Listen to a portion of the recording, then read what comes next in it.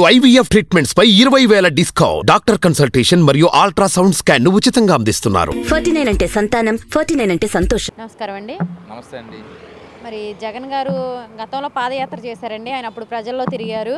మరి అప్పుడు ఎలా జనాలు ఆయన్ని ఆరాధించారో, బ్రహ్మరథం పట్టారో సేమ్ ఆయన మళ్ళీ ఇప్పుడు 4.5 ఏళ్ల తర్వాత మళ్ళీ ప్రజల్లోకి వస్తున్నారండి. ఆయన అంటే వచ్చారు, కానీ ఇప్పుడు బస్సు యాత్రతో వస్తున్నారండి. మరి రాత్రి ఆయనకి విజయవాడ వచ్చిన తర్వాత సింగినగర్లో ఆయన మీద రాయి విసరటం జరిగిందండి. అది పొరపాటున జరిగింది, అది కావాలని జరిగిందంటారండి? అది ఏది ఏమైనప్పటికీ కూడా ఇట్లా కొట్టడం, రాయి విసరడం అనేది పిరికిబంద చర్య అండి. ఈ విషయం ఖచ్చితంగా అది ఎట్లాంటి పొలిటీషియన్ ఉన్నప్పటికీ కూడా, ఎవరు చేసినప్పటికీ కూడా దీన్ని ఖండించాల్సిన విషయమే. అది రాజకీయ ప్రత్యర్థులు అనేసరికి సహజంగా మాటలు అనుకుంటూ ఉంటారు. సహజంగా ఆ మాటలు అనుకోవడం తప్పలేదు. దూషణలు, ప్రతి దూషణలు అవన్నీ కామన్గా ఉంటాయి. కానీ ఇట్లా రాళ్ళ పెట్టి కొట్టడం అనేది చాలా తప్పండి. ఎందుకంటే కొన్ని పత్రికల్లో, టీవీ ఛానల్స్లో కొంతమంది చెప్తూ ఉన్నారు, ఇది వాళ్ళు కావాలని చేసుకున్న ఇదే మైలేజ్ కోసం అని చెప్పేసి అన్నారు. అది చాలా తప్పు.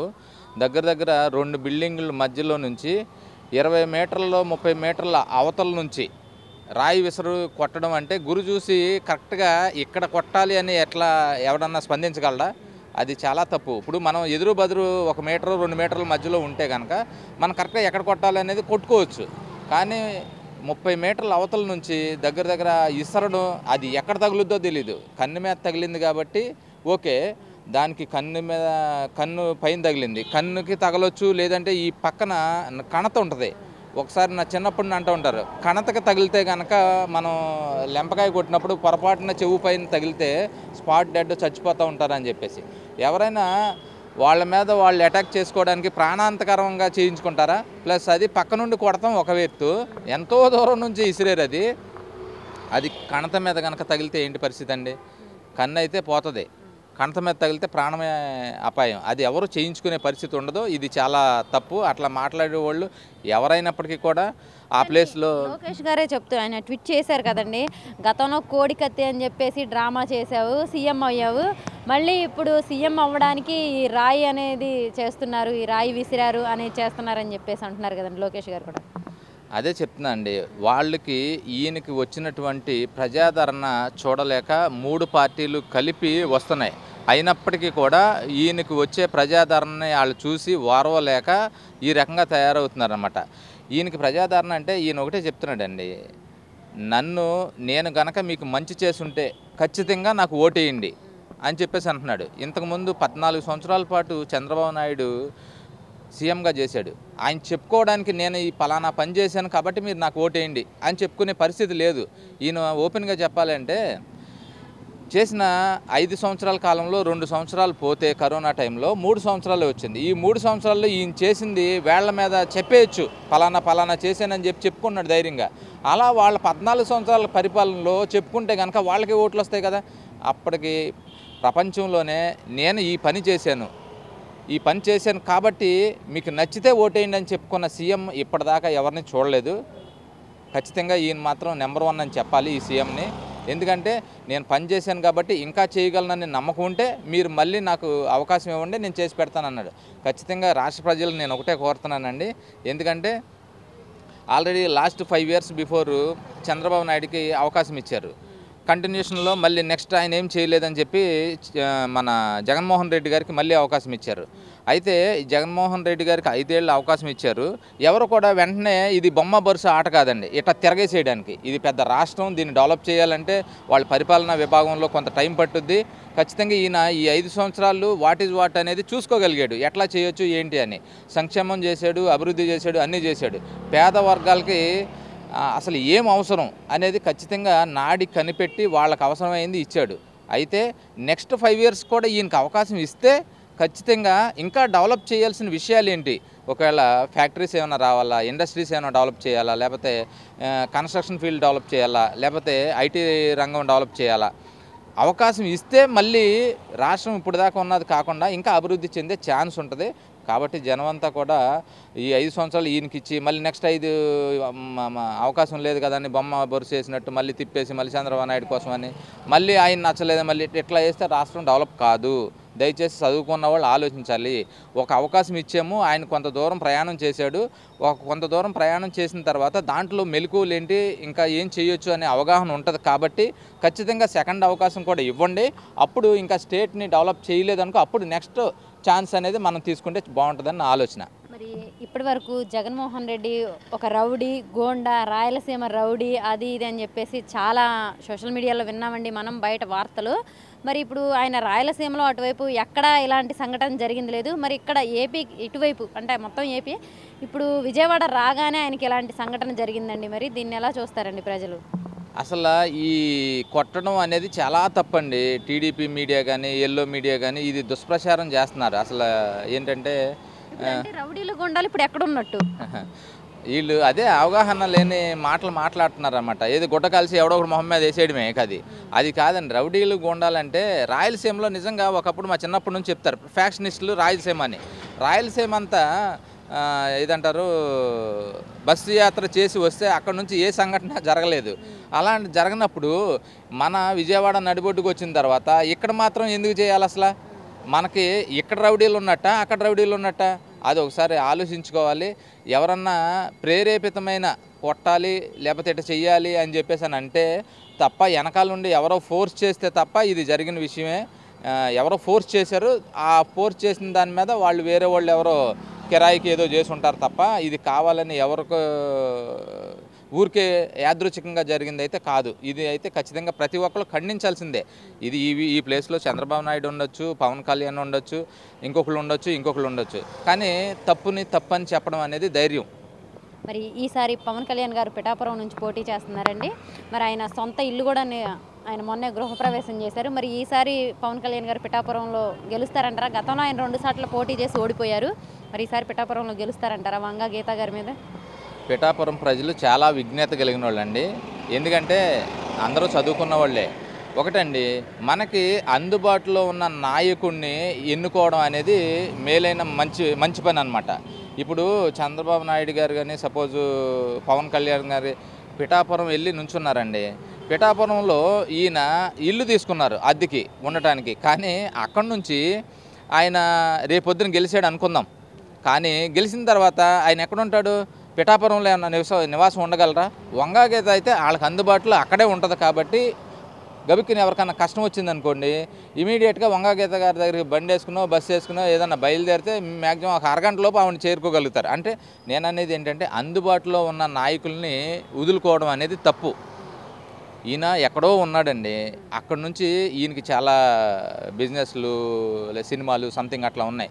ఇప్పుడు ఆయన మా పిఠాపురం నియోజకవర్గానికి వచ్చాడని వీళ్ళు సంకలు గుద్దుకుంటున్నారు. కానీ రేపొద్దున గెలిచిన తర్వాత మనకి అందుబాటులో ఎంతవరకు ఉండగలుగుతాడు అనేది కూడా ఒకటి ఆలోచించాలన్నమాట. ఇప్పుడు లోకల్గా మీకు నిత్యం మీ పక్కన ఉండే మనిషి కావాలా, లేదనుకుంటే కనుక ఎక్కడి నుంచో పండగకు ఒకసారి పబ్బానికి ఒకసారి వచ్చిపోయి అల్లుళ్ళు లాంటి వాళ్ళు కావాలా? అది ఒకసారి జనం ఆలోచించుకోవాలి. మీకు దగ్గరలో ఉన్నవాళ్ళు అనుకోండి కష్టం వస్తే 10 నిమిషాల్లో గబుక్కుని తలుపు తీస్తారు.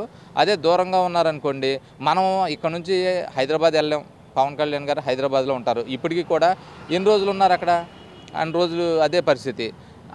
అట్లాగే ఉంటుంది పరిస్థితి. రేపొద్దున ఆయన అయినా సరే అక్కడ స్థానికంగా ఉండలేడు. కాబట్టి జనం ఆలోచించి ఓటేయాలని నేను అనుకుంటున్నాను. మరి అదేవిధంగా లోకేష్ గారు మంగళగిరిలో పోటీ చేస్తున్నారండి ఈసారి.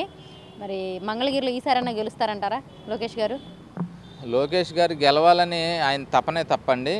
గెలుస్తారా లేదనేది ప్రజల చేతిలో ఉంది. అయితే గాలి జనాలు అంటే ఒక 5-6 నెలలకు ముందు జనమంతా కూడా మొత్తం వైసీపీ పని అయిపోయింది, ఇంక లేదు ఇది అయిపోయిందని. కానీ 4-5 నెలల తర్వాత ఇప్పుడు సిచ్యువేషన్ చూస్తే కనుక అసలు మళ్ళీ అనుమానం లేకుండా వైసీపీ ప్రభుత్వమే వస్తుందండి 100%. ఇందులో ఎవరైనా చెప్తారు. ఎందుకంటే పోయినసారి 151 సీట్లు వచ్చినాయి, కానీ ఈసారి 100 నుంచి 120 సీట్లు దాకా వస్తాయని చెప్పేసి అందరూ చెప్తున్నారు.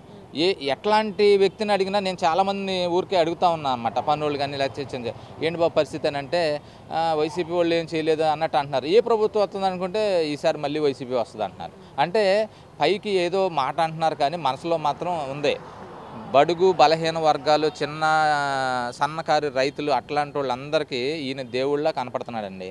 డబ్బులు ఉన్న వాళ్ళకి మాత్రం వాళ్ళకి నచ్చట్లా ఈ పరిపాలన. ఎందుకంటే పేదవాళ్ళకి పెన్నిది ఇది ఒకప్పుడు వైఎస్ రాజశేఖర రెడ్డి గారు అనేవాళ్ళు, ఇప్పుడు జగన్మోహన్ రెడ్డి అండి. దీని గురించి చెప్పాలంటే ఒక విషయం చెప్తా.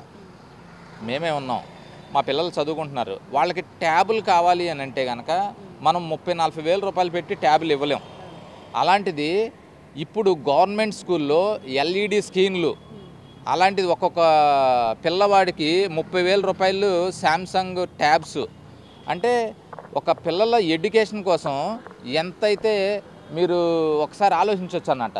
ఒక్కొక్క స్కూల్లో ఎల్ఈడి టీవీలు కానీ ప్లస్ పిల్లలకి ట్యాబులు కానీ ఏ పేరెంట్ అన్నా కొని ఇవ్వగలుగుతాడా? నేను బాధపడుతున్నానండి. ఎందుకంటే మా టైంలో అసలు ఆ కంప్యూటర్లు ఏంటి అనేది పూర్తిగా మాకు అవగాహన కూడా లేదు. మాకు స్కూల్స్లో లేవు, ఎక్కడా లేవు. బట్ ఈరోజు వచ్చి మేము బయట నేర్చుకుని ఏదో చూడాలని చెప్పేసి ఆలోచన. కానీ జగన్ గారు చిన్నపిల్లప్పటి నుంచి నెక్స్ట్ అడ్వాన్స్డ్ రోజుల్లో ఉన్నాయి కాబట్టి ఖచ్చితంగా పిల్లలు గ్రోత్ అవ్వాలి అనుకుంటే ప్రతి పేదవాడికి ఖచ్చితంగా చదువు అందిస్తే కనుక వాళ్ళ కాళ్ళ మీద వాళ్ళ కుటుంబాన్ని పోషించగలరనే దూరదృష్టితో ట్యాబులు కానీ ఎన్ని లక్షల కోట్లు ఖర్చు పెడుతున్నాడండి. ఏ పేరెంట్ అయినా సరే ఒక పిల్లోడికి ఒక 30,000 పెట్టి ట్యాబ్ కొనివ్వగలుగుతాడేమో ఒకసారి గుండె మీద చేసి ఆలోచించండి. చాలామంది గవర్నమెంట్ ఎంప్లాయీస్ కానీ వీళ్ళంతా మాకు జీతాలు పెంచలేదని అంటున్నారు. కానీ ఒక్కొక్క స్కూల్కి ఈయన ఖర్చు పెట్టే ఖర్చు ఎవరి కోసం అండి? వాళ్ళ ఇంట్లో పిల్లల కోసమా, భవిష్యత్తు కోసమా, లేకపోతే పక్కింటి పిల్లల కోసమా?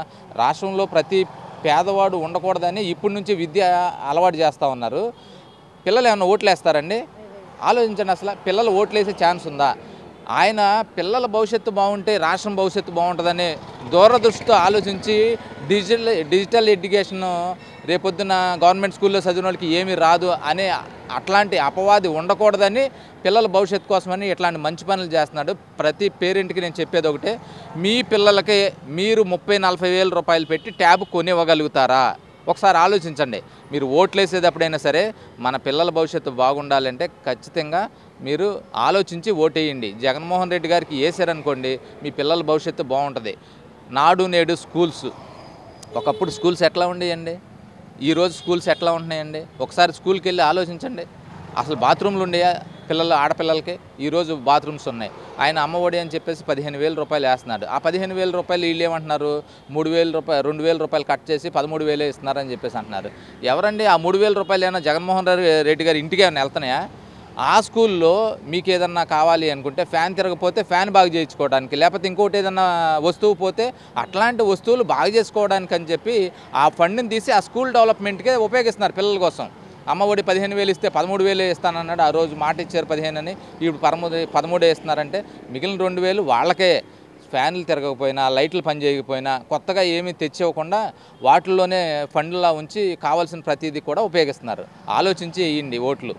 అంతేకాకుండా మరి షర్మిల గారు కూడా ఈసారి కడప నుంచి పోటీ చేస్తున్నారండి. మరి షర్మిల గారు కొంగు చాచి మరీ అడుగుతున్నారు కడప ప్రజల్ని. మరి కడప ప్రజలు ఈసారి షర్మిల గారిని ఆదరిస్తారంటారా? షర్మిల గారు ఒకటి గుర్తుపెట్టుకోవాలండి, ఆల్రెడీ షర్మిల గారు వేరే వాళ్ళ చేతిల్లో ఒక బందీ అయిపోయారు. అంటే ఆవిడ స్వతహాగా వచ్చింది కాదది. ఆవిడ వేరే వాళ్ళ ఏదంటే ఒత్తిడి, వేరే వాళ్ళు వెనకాలండి నడిపించే వాళ్ళ రాష్ట్ర ప్రజలందరికీ తెలిసిపోయింది. కాబట్టి రాష్ట్ర ప్రజలందరూ కూడా విజ్ఞతతోనే ఉన్నారు. ఆవిడ తిరిగి బీటెక్ రవి గారండి, ఏ party? TDP party. BTech Ravi గారు షర్మిల గారిని మేము ఖచ్చితంగా గెలిపించే బాధ్యత మాది అంటున్నారు. అసలు టీడీపీకి కాంగ్రెస్ బద్ద శత్రువులు. అట్లాంటప్పుడు బీటెక్ రవి గారు ఎట్లా గెలిపించగలుగుతారు ఆవిడ్ని? ఇది ఒకసారి జనాలు ఆలోచించాలి. జనం మరీ అంత విజ్ఞత లేని మనుషులేం కాదు. బీటెక్ రవి గారు ఏమో తెలుగుదేశం అయితే, ఈవిడేమో కాంగ్రెస్ అయ్యుండి వీళ్ళిద్దరూ వేరువేరుగా పోటీ చేసి ఆయన్ని గెలిపించే ఛాన్స్ ఉంటుందంట. అది ఎట్లా సాధ్యం? అంటే ఆవిడ ఇంకొక మాట కూడా అంటున్నారండి, మరి బాబాయిని చంపిన హంతకుడిని పక్కన పెట్టుకొని ప్రచారం చేస్తున్న అంటే జగన్మోహన్ రెడ్డి గారు అంటున్నారు. ఆమె డైరెక్ట్గానే చెప్తున్నారు అవినాష్ రెడ్డి గారిని హంతకుడు అని చెప్పేసి. మరి దీన్ని ఎలా చూస్తారండి ప్రజలు? అలాంటి పరిస్థితి అయితే పోయినసారి వివేకానంద రెడ్డి గారు అవినాష్ రెడ్డి గారి ఎన్నికల ప్రచారంలో ఆయన కూడా భాగమే. ఇదే బీటెక్ రవి గారు ఎమ్మెల్సీ ఎలక్షన్లో వివేకానంద రెడ్డి గారు నుంచున్నప్పుడు ఎంపీటీసీలని, జడ్పీటీసీని వీళ్ళందరినీ బెదిరించి భయపెట్టి ఓట్లు వేయించి వివేకానంద రెడ్డి గారిని ఓడగొట్టింది బీటెక్ రవి గారు. అంతేగాని అవినాష్ రెడ్డి గారు ఓడిపోవాలి, లేదంటే అవినాష్ రెడ్డి గారు ఏదో ఒకటి చేయాలి అని అంటే ఇట్లాంటి ఏదో ఒక ఆరోపణలు చేయాలి. అది ఆరోపణలు చేయటమే తప్ప అది ఇక ఏంటంటారు జగమెరిగిన సత్యం అండి. ఏది ఏంటి అనేది జనాలందరికీ తెలుసు. మనం ఏదో ఒకటి మాట్లాడడం అనేది కరెక్ట్ కాదు. అది వాళ్ళ రాయలసీమ వ్యక్తులందరికీ కూడా తెలుసు అనమాట. ఎవరో ఒకళ్ళు అప్రూవల్గా మారి ఏదో ఒకటి చేసి ఏదో అంటున్నారు, కానీ అది ఎంతవరకు నిజం అనేది జనాలు ఆలోచిస్తున్నారు. అట్లా ఏముండదు. మళ్ళీ ఖచ్చితంగా అవినాష్ రెడ్డి గెలుస్తాడని బాగా టాక్ ఉంది. అక్కడ ఇబ్బందే లేదు. ఆవిడ మాటలన్నీ కూడా జనాలు వినే పరిస్థితిలో ఎవరు లేరు ఇప్పుడు.